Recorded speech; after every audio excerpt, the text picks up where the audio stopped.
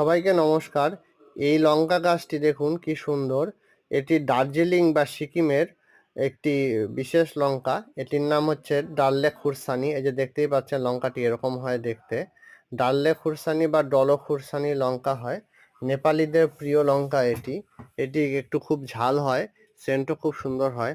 পাহাড়ে আমরা যারা ঘুরতে গিয়ে ঝাল লঙ্কার চাটনিটা খাই বিশেষ মোমোর সাথে, সেই লঙ্কাটি হচ্ছে এই লঙ্কা। আমরা পাহাড়ে ঘুরতে গিয়ে লঙ্কা এনে সেটার বীজ থেকে তৈরি করেছি। দেখুন পাতাগুলো খুবই সুন্দর। আর এই লাস্ট যেটা দেখাচ্ছি এটা হচ্ছে ক্যাপসিকাম।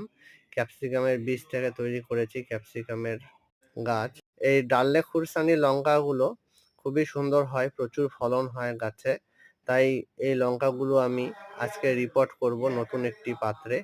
ভবিষ্যতে কেমন উৎপাদন হয় সেটি আমি আপডেট দেব। এটি ইন্টারনেট থেকে ডাউনলোড করা ছবি। দেখুন এরকম